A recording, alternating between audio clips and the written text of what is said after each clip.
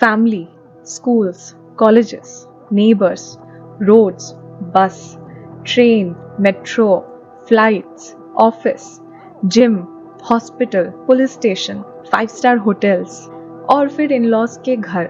क्या ऐसी कोई भी जगह है जहां हम लड़कियां सेफ है?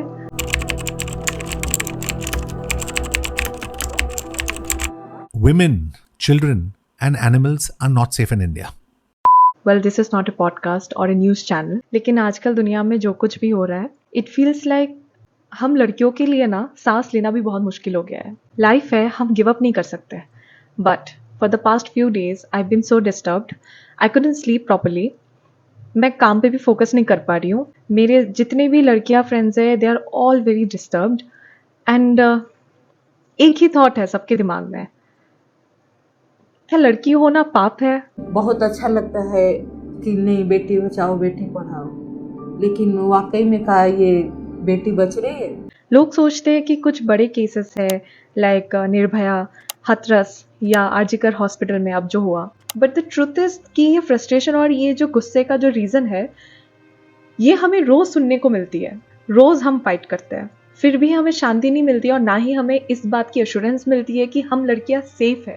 पहले बोला रात को लड़कियों को निकलना नहीं चाहिए, फिर बोला छोटे कपड़े पहनने से रेप होता है। नेक्स्ट डे एडेड कि स्ट्रेंजर्स के साथ ज्यादा शायद फ्रेंडली हो गई इसलिए उसका रेप हुआ। पार्टी वार्टी ज्यादा करती होगी, ज्यादा अल्कोहल पी लिया होगा लड़की ने, बट अगर उसके लड़के फ्रेंड्स है या फिर अपने हस्बैंड के साथ है तो वो सेफ है। लड़की का कैरेक्टर ही खराब होगा, उसका प्रोफेशन ही शायद क्वेश्चनेबल होगा, या फिर शायद उसने खुद ही चांस दिया होगा। नाइट शिफ्ट कौन सी लड़कियां करती है? क्यों हर चीज का ब्लेम लड़कियों पर होता है? अब शायद नेक्स्ट आर्ग्यूमेंट इनका ये होगा कि लड़कियां नहीं होगी तो शायद रेप ही नहीं होगा, बट देखा जाए तो वो भी होता है, right? Every single one of us at some point has been a victim of eve teasing, harassment, molestation, trafficking और rape। और हम चुप रहे क्योंकि यही हमें समझाया गया है हमेशा। सोसाइटी वाले क्या बोलेंगे, हमारी कौन हेल्प करेगा, हमारी इज्जत का क्या होगा, हमारे पेरेंट्स की इज्जत कौन करेगा, या फिर अगर हमने सच बोल दिया उसके बाद हमारी सेफ्टी, हमारी सिक्योरिटी कौन लेगा? Just because a man is physiologically stronger than a woman, does that mean that he can do anything he wants? And who exactly gave him that power to misuse?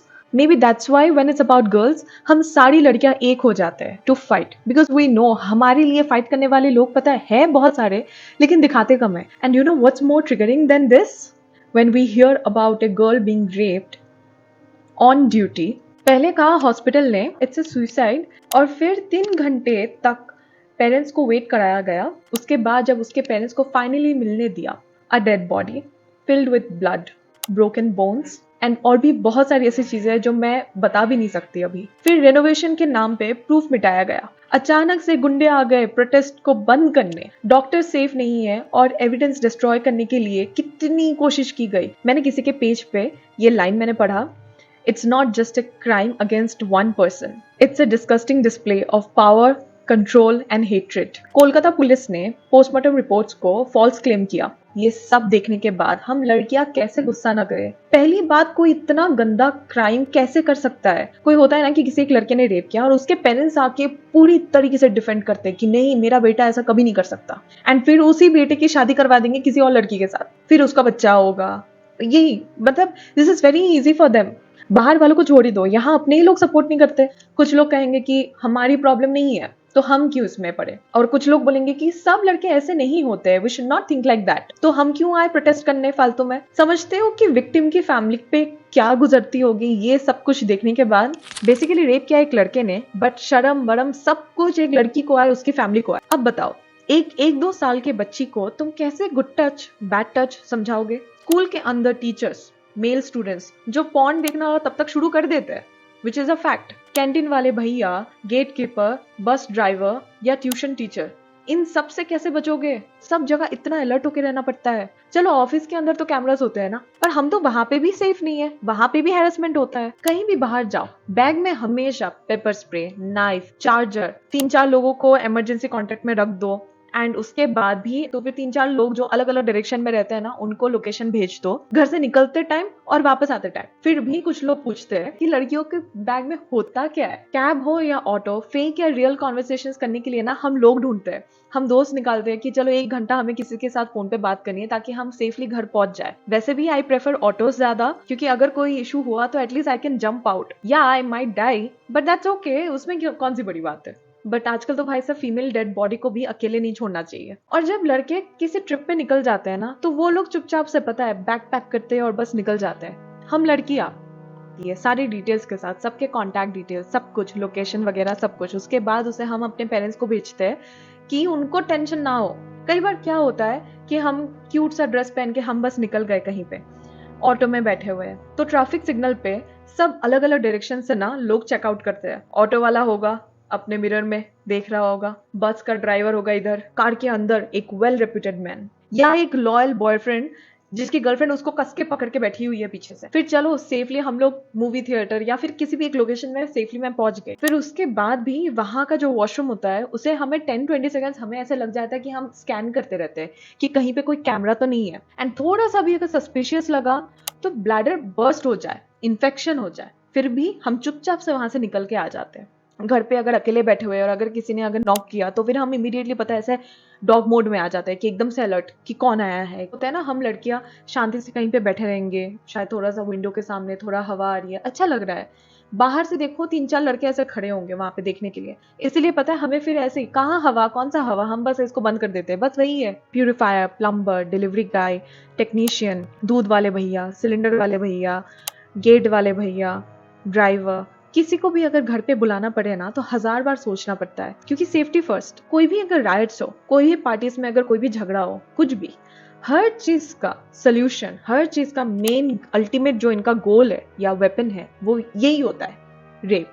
इतना कुछ सुनने के बाद I know what you are thinking कि हम यहाँ पे और क्या कर सकते हैं। Well, teach your sons about good touch and bad touch. Teach them to respect women. Porn एक violent sex obsession है जो murders and rape तक ले जाती है। रात को अगर लड़की बाहर नहीं जा सकती तो फिर अपने लड़कों को भी घर पे बांध के रखो। स्कूल्स में सेक्स एजुकेशन, पीरियड अवेयरनेस, ये सब इम्पोर्टेंट है डिस्कस करना। आज अगर शर्म आ रही है, कल रोना पड़ेगा। माँ बहन की गाली देना कूल नहीं है। हम कब तक एंकरेज करते रहेंगे ये सब? ईव टीजिंग बंद करो। पुलिस पेट्रोलिंग, सीसीटीवी कैमरास, ये सब होनी चाहिए यहाँ पे। And please don't tell us कि बजट नहीं है। सेल्फ डिफेंस ट्रेनिंग हर लड़की के लिए कंपलसरी होनी चाहिए स्कूल में। Last but not the least, we need strict law enforcement. बस इलेक्शंस के पहले या रेप केसेस के बाद मैं अपने माताओं बहनों के साथ हूँ, ये सब बोलने से नहीं होता है। इक्वालिटी, जस्टिस, फ्रीडम सबका राइट है। It's not that कि हमें रोज रोज फाइट करना पसंद है। And how many more girls need to die just to prove this fact that rape is a crime?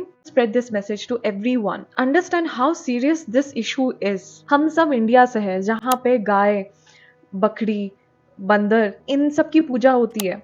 Dogs, cats, इनको तो हम कितना प्यार करते हैं। बट इंडिया में कुछ ऐसे भी लोग हैं जिन लोगों ने इन एनिमल्स को भी नहीं छोड़ा है। I don't know how many of you guys know this, but एक केस हुआ था कई साल पहले नागपुर में, जहां पे 200 women killed 1 person in court. वो नाइफ लेकर आए थे, रेड चिली पाउडर लेकर आए थे, सबको मारने की कोशिश कर रहे थे। ठीक है ना, कि इसको बचाने की कोई भी कोशिश करेगा ना, हम तुमको भी मारेंगे, ऐसा है। फिर भी अगर आप लोगों को ये वीडियो बोरिंग लगा, आई एम श्योर मूवीज तो सबको अच्छी लगती है, ये कुछ मूवीज के मैं ऐसे नाम दे रही हूँ, just watch one of these, you will understand how difficult it is to fight in a country जहाँ पे लोग रेपिस्ट को ज्यादा सपोर्ट करते हैं।